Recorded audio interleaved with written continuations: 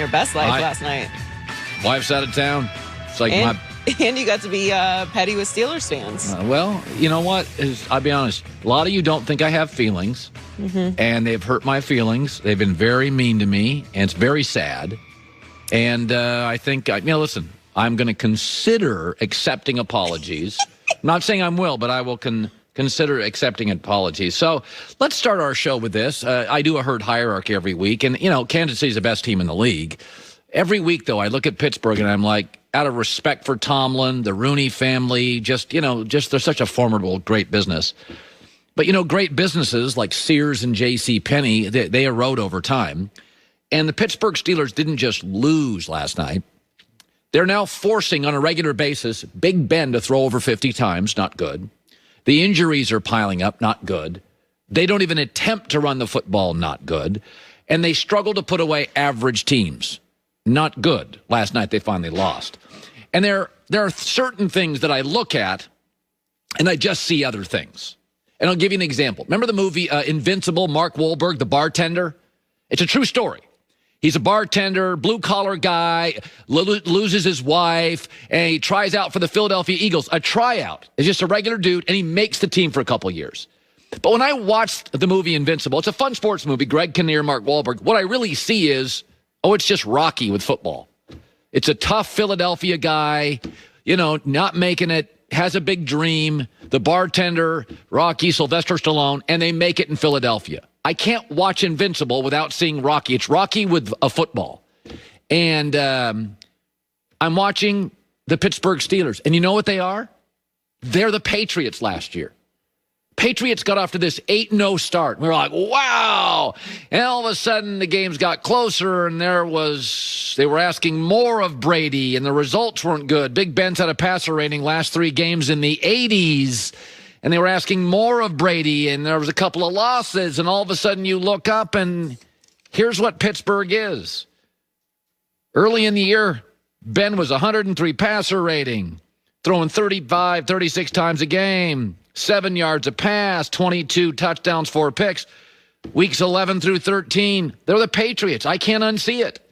And then all of a sudden you looked at the Patriots, and they weren't getting blown out at the end, and Pittsburgh won't get blown out. They were losing close games to Houston. They lost a close game to Kansas City. They lost a close game to Miami. And then they got one and done in the playoffs by Tennessee. They are the Patriots last year. This is exactly what New England was. We paid them so much respect because of the brand and the name and Big Ben and Brady and the coach. They're just not dynamic. Look at them. They can't run. They don't want to make Big Ben throw 45, 55 times. That's what they have to do. They're not doing what they want to do. They're doing what they have to do. I mean, just injuries piling up. Think about this. Mike Tomlin eviscerated the Steelers a week ago. Just called them out. Said the word suck. We suck. What did he do that for? To mobilize the forces so the fellas like, okay, coach is upset. Focus in. No, they were worse the following week. Because this is what they are. They're not a great football team. They're a good football team. 1 week from now, they face Buffalo. They're going to lose, and when they do, they'll no longer be the top seed. Similar last year to New England. Lost that last game to Miami, and they lost the bye. Similar, when Gronk left, New England really struggled in the pass game despite Brady. And since Le'Veon Bell has left the Steelers, do you know what they are in rushing? 31st 1 year, 29th the next year, and 29th the following year. They're the same team, invincible and rocky with a football. This is the Patriots last year. It's the same thing. We gave them so much credit. Then you look back at the 8-0 Patriots and you're like, what were the impressive wins? And you look back at the Steelers and they had 1 or 2, but you're like, it's a bunch of stuff over the Jags and Cowboys. And what am I supposed to be? That big win over the Bengals. Last year, Patriots crushed the Jets and Giants. They were both awful. The Bengals this year, not good. Cowboys aren't good. And I'm sorry, but this is what they are. We paid them so much respect for the 8-0 New England start and the 11-0 Pittsburgh start. Watch the games. There's no there. Mike Tomlin after. We just got to make routine plays routinely. And I say that often, but there's a lot of truth to it. No, I'm just worried about us fluidly moving the football, whether it's run or pass. We move it how we choose to move it. The way that we chose to move it tonight wasn't fluid enough for us to have victory. Rookie wideout Jerry Jeudy only caught one pass on 4 targets in the Broncos' 22-16 loss to the Chiefs on Sunday night, and he seemed to vent about it on Twitter, which is never a good idea. Posting, quote, "At least I got my conditioning in." Jeudy deleted the tweet, but not before speculation ran wild that he's fed up with Drew Lock, the latest in a string of 9 different QBs Denver has gone with since Peyton Manning retired after Super Bowl 50. So, Shannon, I got to ask you, is John Elway still in search of a franchise quarterback? Absolutely.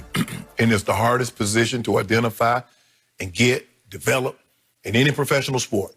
Yeah, John Elway is one of the top 5 quarterbacks in the history of this league. And he can't seem to find one that can get them to where they need to be. And Drew Lock is not it, Skip. He makes too many mistakes. Totally agree. He makes entirely too many mistakes, and people have bought in to them falling behind by 25 points and him throwing a couple of touchdowns late and says, yeah, he has that in him. But, Skip, he's a one-read guy, and if that guy's not open, he's more apt to make a terrible decision. Like, they're going down the field. Their first drive, Skip, they're going right down the field. Run the ball, passing, and then all of a sudden he wants to throw across his body to a guy that's covered by Honey Badger. What? Bad idea. It's just, he's not the answer. And until you find that, because they got skill position. I love Jeudy. I love Patrick. I love Hamler. They can run the ball decent. Garrett Bowles has turned into a top tackle, but it's just a quarterback. I don't care. And you look at their defense. Now, they're doing this without Vaughn, who's their best player. They're doing this without Jarrell Casey, who's one of their better players on the defense. Agreed. But I don't care how good you are in what other areas. You can't overcome bad quarterback play. That's the one, Skip, I can hide everything else. If I got a weak lineman, I can slide, I can chip. If I got a weak corner, I can roll coverage. I can't hide my quarterback because he takes the snap every single time. Agreed. I did not like Drew Lock when he was at Missouri coming out in the draft. I like him less now. And they seem to like him less now because there was a crucial 4th down late in that game, you recall, when they decided to punt the ball back to Patrick Mahomes, which is not a great idea. Especially the 50, I think you was up plus 50. Yeah, and you're just telling me I don't trust him to get us, I think it was 4th and 3, yes. maybe? Yeah, okay. I don't trust him to get 3 yards. My first thought at the end of that game, and I tweeted about this, you can laugh if you want, but I believe Tim Tebow would have won that game in his prime back in 2011. That was a silver platter Tim Tebow kind of game where they just say, go, do it. Run that read option. Just whatever you have to do. Get the 3 yards. Let's go score. Let's beat these guys. That's what he kept doing through 2011. John did not love Tim Tebow. He inherited Tim Tebow, obviously, and he said, let's get this experiment over with. When they went to Miami for an early season game, they were 1-4, and Tebow won the game in overtime. And here they went, and they ended up winning the division, beating Ben Roethlisberger in a home playoff game, and you know the rest of the story. Then guess who knocked on John's door? Peyton Manning, who had been pushed out the back door in Indianapolis. He comes to Elway. He's like, hey, can I play? Yeah, you can play for us, sure. Was Peyton a better choice than Tim Tebow? Yes, as big a Tebow fan as I was. Peyton Manning, you got a shot at him? And I know they said for a while he couldn't even throw the ball across the room, you know, like with his by 10 yards. Yeah, but he bounced back, and he should have won 2 MVPs, I thought, and he won you a Super Bowl. You know the rest of the story. It put John Elway on the map that he had as a GM. But a lot of times what happens, Skip, is that when you get quarterbacks like a John Elway, like a Peyton Manning or Tom Brady, is that they never miss, and you don't really think about getting guys because Russell Wilson was also in that draft. And so you got Peyton in free agency. You could have, but you settled for Brock Osweiler. Yep. And you settle for a Paxton Lynch. And you try to get all these guys, Skip, and until you solve that position, nothing else matters. Look at Buffalo. Buffalo had defenses, had all the until they settled on Josh Allen. Yep. You look at until you get a quarterback, I don't care what other positions you have and how great they are. Without that one, you're not winning in the NFL. Remember, Buffalo drafted E.J. Manuel out of Florida State. Didn't work. Nope. He lasted, what, a year? Yep. Maybe 2? Okay. Until you get that position. And John, Skip, the way the rules are set up, and everybody plays in space, Drew Lock is last in completion percentage at 55%. Do you know how bad you got to be dead last in completion percentage? I got it. So John Elway is turning into the Michael Jordan of NFL GMs, because you would think Michael could pick players, but he can't pick players in Charlotte. Well, John is picking players. He just can't pick that player. But it's the position he should know the best, and he just can't find one. And he's evaluating them, and he says, oh, I think Paxton Lynch can play. No, he can't play. No.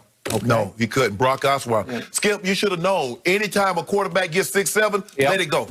Look at every quarterback that's been 6'7". Go back and look it up and look at it, check his resume. Yep. Damn.